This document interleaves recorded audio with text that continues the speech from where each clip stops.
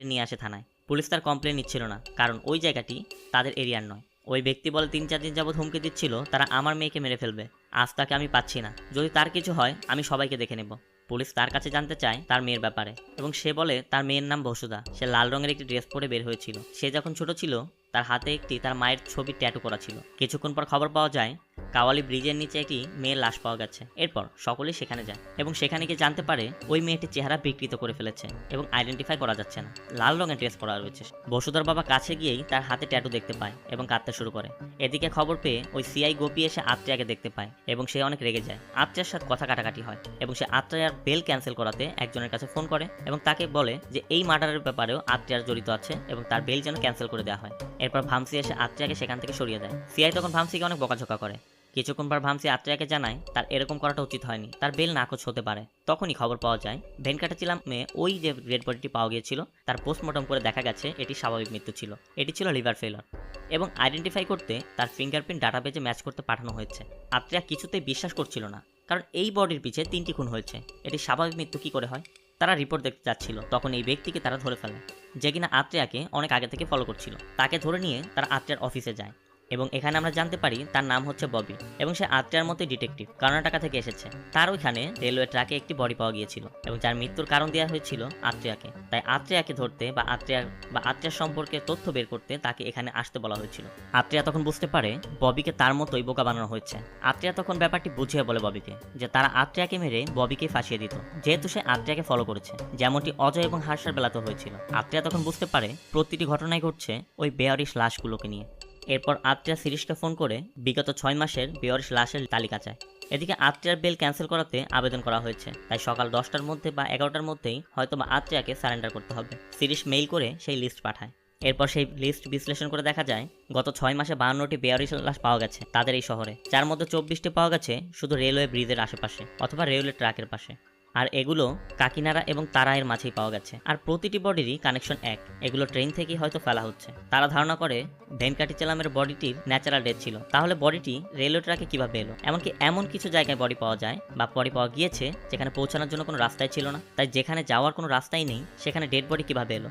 এটি হয়তো এই রুটে চলাচলকারী কোনো ট্রেন থেকে ফেলা হচ্ছে, আর এটি দিনে তো সম্ভব নয়, রাতে হচ্ছে, এবং সেটা সবাই ঘুমিয়ে যাওয়ার পর হতে পারে। এই সময়টা রাত 10টা থেকে সকাল 5টার মধ্যে। তখন তারা ধারণা করে যাত্রীবাহী ট্রেনে তো ডেড বডি তোলা সম্ভব না, তাই এটি হয়তো বা মালগাড়িতে করে তোলা হচ্ছে। আত্রেয়া ববিকে খোঁজ নিতে পাঠায় রাত 10টার পর কাকিনাড়া এবং তারা কোনো মালগাড়ি যায় কিনা এবং কখন যায় এবং কবে যায়। এরপর তারা ম্যাপ দেখে ধারণা করে এই বডি তামিলনাড়ু থেকে আসছে।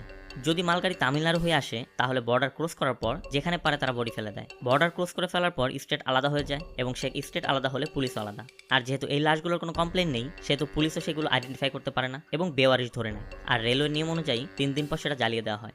ববি এসে জানায় প্রতি সপ্তাহে একটি মালগাড়ি তামিলনাড়ু হতে দিল্লি যায়। রাত 10টা হতে 10:30টার মধ্যে আরামবাকাম নামক একটি জায়গায় 30 মিনিটের বিরতি দেয় সুপারফাস্টকে পাস দিতে। এখানে আরও জানা যায় তারা এবং চেন্নাইয়ের মধ্যে কোনো বডি পাওয়া যায়নি। যত বডি পাওয়া গেছে সবকিছু কাকিনাড়া হতে তারা। আত্রেয়া বলে এরা আরামবাকাম থেকে ওই 30 মিনিটেই বডি তোলে এবং বর্ডার পার হলেই সেটি ফেলতে শুরু করে। এতক্ষণ পর্যন্ত আমরা যেগুলো শুনলাম এগুলো সবকিছুই তাদের ধারণা ছিল। মূলত কি ঘটছে সেগুলো কিন্তু কেউই জানে না। তারা সবাই আরামবাকামের উদ্দেশ্যে বের হয়। বের হতে কেউ একজন আত্রেয়াকে গুলি করে এবং হসপিটালে নিয়ে যাওয়ার পর আমরা জানতে পারি আত্রেয়াই এই নাটক সাজিয়েছে। যারা তাকে গুলি করেছে তারা আত্রেয়ারই বন্ধু, কারণ আত্রেয়া জানে কেউ তাকে ফলো করছিল। তাই আত্রেয়া হসপিটালে অ্যাডমিট হওয়ার নাটক করে আইসিইউতে শুয়ে রাখে এবং তারা সেখান থেকে বের হয়ে যায়। তাকে যারা ফলো করছিল তারা যেন মনে করে যে আত্রেয়া হসপিটালে অ্যাডমিট আছে। প্ল্যান মতো তারা একসাথে আরামবাকামের স্টেশনে যায়। স্টেশনের মাস্টারের কাছে জানতে চাইলে স্টেশন মাস্টার জানায় এরকম কোনো ঘটনা এখানে ঘটেনি। স্টেশনে একটি বোর্ডে গোপালনের ছবি দেখে চিনতে পারে আত্রেয়া।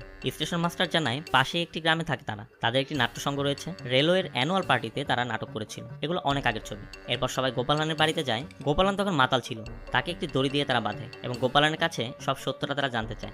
গোপালন বলে 3 বছর পূর্বে আমাদের কোনো কাজ ছিল না, এক গ্রাম থেকে অন্য গ্রামে ঘুরে বেড়াতাম। হঠাৎ একদিন একজন কল করে এবং বলে একটি কাজ করতে, তাহলে আমাদের অনেক টাকা দেবে। তার কথা মতো আমরা একটি অ্যাম্বুলেন্সে করে একটি জঙ্গলে যাই, যেখানে 2টি লাশ অ্যাম্বুলেন্সে তোলা হয়। আমাদের বলা হয় ওই লাশগুলোকে স্টেট বর্ডার ক্রস করে জঙ্গলে নিয়ে জ্বালিয়ে দিতে। আমরা সেভাবেই করতে লাগলাম। প্রথমে মাসে 4 থেকে 5টি লাশ দিত, পরে 7 থেকে 8টি লাশ আসতে শুরু করে। আমাদেরকে প্রতি লাশের জন্য 5000 করে টাকা দিত, যা দিয়ে আমাদের অনেক আনন্দে দিন কাটছিল।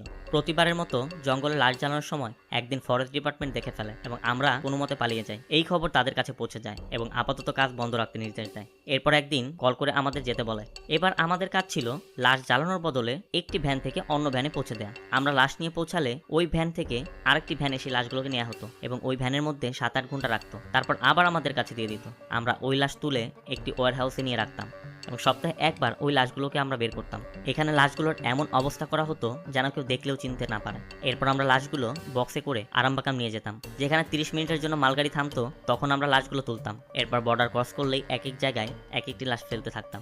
এই লোকেরা কি করছিল, কেন করছিল বা ওই লাশগুলো কোথা থেকে আসছিল কিছুই আমরা জানতাম না, কিন্তু একদিন সব বুঝতে পারলাম। হিন্দু ধর্মের মানুষ মনে করতো মৃত্যুর পর অস্থি গঙ্গায় ভাসালে আত্মার শান্তি মেলে, অন্তিম সংস্কার কাশীঘাটে হলে আত্মা সোজা স্বর্গে চলে যায় এবং পুনর্জন্মের চক্কর হতে মুক্তি পায়। এটা তারা মনে করত।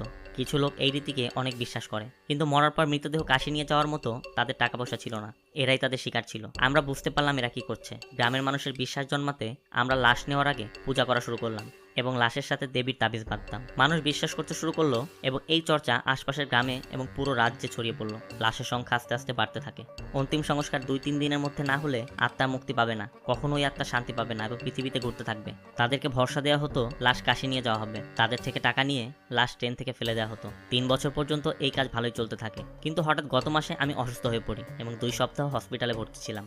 যে লাশ আমাদের ওয়্যারহাউসে ছিল সেগুলো নষ্ট হতে শুরু করে, তাই আমাদেরকে ফোন করা হয় এবং আমাকে বলা হয় সেই লাশগুলোকে যেন দ্রুত ব্যবস্থা করা হয়। আমি যেহেতু হসপিটালে ভর্তি ছিলাম, আমি নিজে যেতে না পেরে আমি অন্য একজনকে পাঠাই, কিন্তু যাকে পাঠিয়েছিলাম সে আর ফিরেনি। এরপর আমাকে কল করে বলা হয় কিছুদিনের জন্য কাজ বন্ধ রাখার জন্য এবং আমাকে 3টি নাম্বার দিয়ে একটি মেয়ের ছবি দিয়ে তোমাকে মিথ্যা কাহিনী শোনাতে বলে। বিশ্বাস করো, এর বেশি আমি জানি না। গোপালন আরও বলে তাকে সবসময় ল্যান্ডলাইন থেকে কল করতো, আর ওই ভ্যানে এই লাশের সাথে কি করা হতো সে ব্যাপারে সে কিছুই জানে না।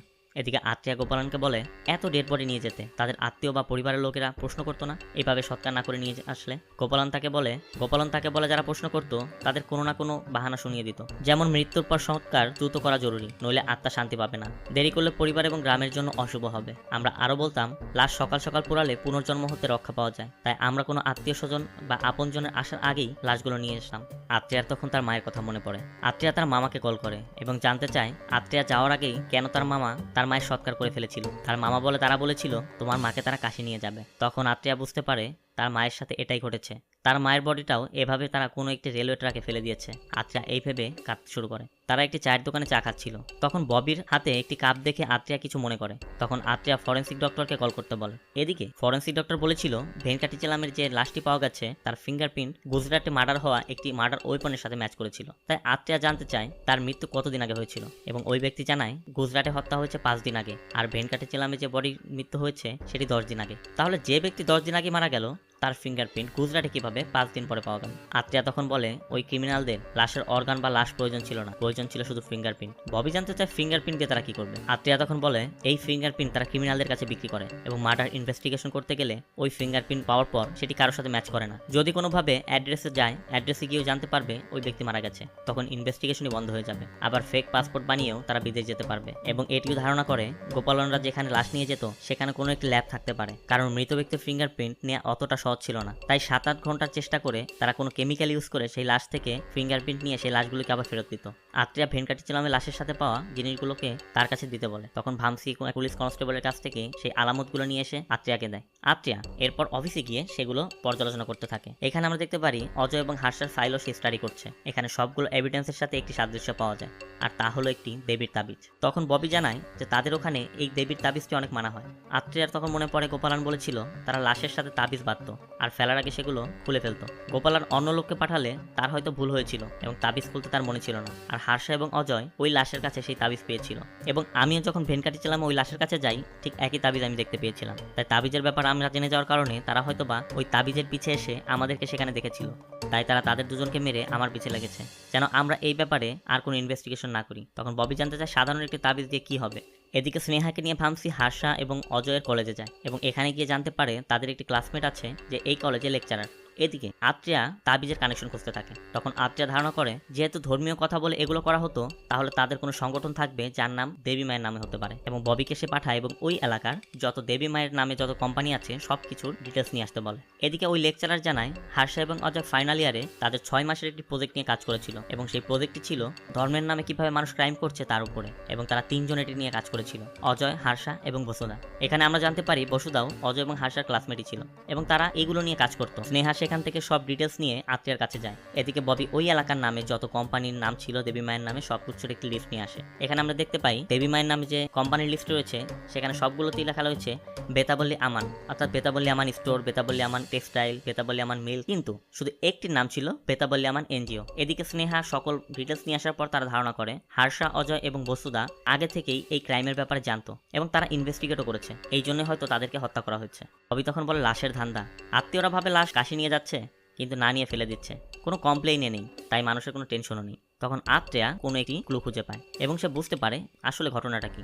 আত্রিয়া বলে রেলওয়ে ট্র্যাকের পাশে যতগুলো ডেড বডি পাওয়া গেছে তাদের কোনোই মিসিং কমপ্লেন নেই, শুধু একটি ছাড়া, আর তা হলো কাওয়ালি ব্রিজের পাশের বডি। তার বাবা বলেছিল রেড ড্রেস পরা, হাতে তার ট্যাটু রয়েছে, তাহলে এই ছবিতে তার হাতের ট্যাটু কোথায় গেল? তখন স্নেহার আনা ফাইল থেকে বসুধার ছবি দেখা যায় এবং এখানে দেখা যায় বসুধার হাতে কোনো ট্যাটুই ছিল না, তার মানে বসুধা এখনো জীবিত, আর ওই বাপ বেটি মূল হোতা। ববি তখন জানতে চায় যে মিথ্যা মৃত্যুর নাটক কেন করলো তাহলে। তখন আত্রিয়া জানায় প্রথমে আমাকে দিব্যা নামে একটি মেয়ের কথা বলে, যার জন্য হার্ষা এবং অজয়ের মৃত্যু আমার কাছে চলে আসে। এটা যদি হতো তাহলে আমার জেল হতো, কিন্তু সৌভাগ্যবশত দিব্যাকে আমি পেয়ে যাই, আর জেলের সিসিটিভি ফুটেজের কারণে আমার বেল হয়। তখন তারা অন্য পথ খোঁজে। এদিকে আমরা দেখতে পাই বসুধা হার্ষা এবং অজয়কে ইনভেস্টিগেট করতে দেখেছিল এবং আত্রিয়াকেও সে দেখেছিল, এবং আত্রিয়া যেন কখনো হার্ষা এবং অজয়ের সাথে দেখা করতে না পারে এই জন্য সে পরিকল্পনা করে। বসুধার 3টি নাম্বার আত্রিয়াকে দিয়েছিল গোপালানকে দিয়ে, যার একটির কোনো ছবি ছিল না। এটি বসুধারই চাল ছিল। বসুধা প্ল্যান করেছিল আত্রিয়া বসুধাকে না পেয়ে হার্ষা এবং অজয়ের পিছু নিবে, তখন এভিডেন্স জোগাড় করে তাদের খুন করে আত্রিয়াকে ফাঁসাবে।